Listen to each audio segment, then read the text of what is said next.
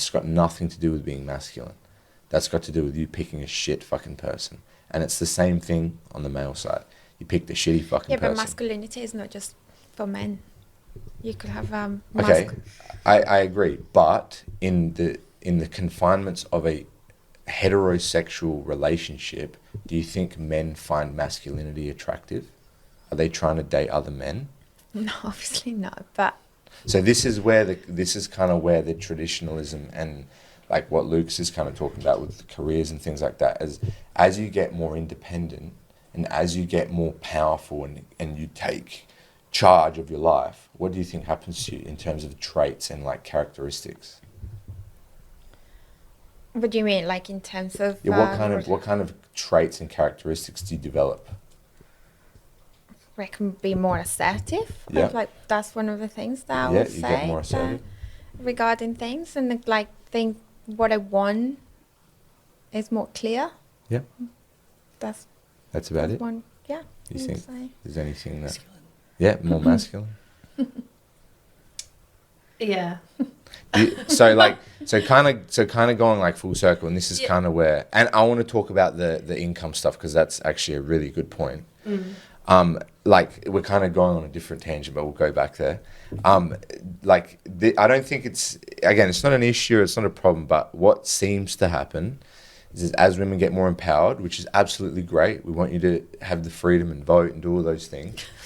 What happens is men and women are almost having like a role reversal. And this is why you're saying like, oh, it's so annoying. These fucking guys, I have to ask them all the time to do all this shit and clean up their socks. And I'm like their mum, right? So they look after another guy. Yeah, you're looking after a juvenile guy because, again, all this shit about toxic masculinity and fucking they're controlling and coercive and all this stuff. When you tell like average guys this type of stuff, they're like, oh shit, I better not do anything masculine, I'm going to be in trouble. I better not do anything. Oh no, I'm in trouble. Hang on, we didn't say all men are toxic and masculine men. I agree. Hang on, no. An abuser is an abuser, regardless of the gender. type of behavior they demonstrated or gender, regardless of the type of abuse. If they've abused somebody, they're an abuser. So I agree with that. And that doesn't necessarily translate specifically just to toxic masculinity. There are female abusers too. Mm-hmm. And so it's not all men. No. That's not what Dee and I said. Okay. I'm not trying to say that you're saying all men are like that. Did I say all men are like that? Is that what I said? No, you implied that we said that toxic masculinity applied to all men, and that's not what I said. No. I think a lot of guys, when they distribute certain things, like setting boundaries, certain things, they are met with that kind of barrier though. So I'm not saying that you two are doing that. What I'm trying to say is I think a lot of men toxic femininity doesn't exist as a term. This already for me is clear enough. It doesn't exist. Nobody says that they're toxically feminine. They only say it about the masculine side. So you can already, just from face value, and again, we can bring out study after study after study of things. Like there's double standards in many areas of life. A lot of women in the West are removed from responsibility. It's in the culture. Women serve 66% less time for the same crimes in Western society based on the culture.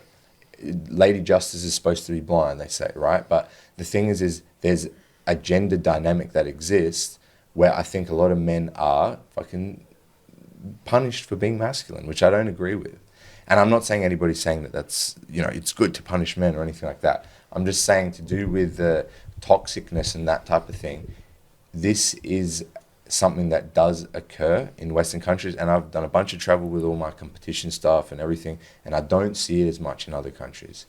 It's really aggressive in Australia. I would say Australia is one of the worst countries, even worse than the US, for a lot of this stuff, where we punish men because a small portion of men are really shit fucking individuals, and we've got terms for them, and we fucking put them down and all this stuff like that. And some of them probably deserve it. You're right. Some of them absolutely deserve it because they're terrible individuals. But I don't see the same side for the women.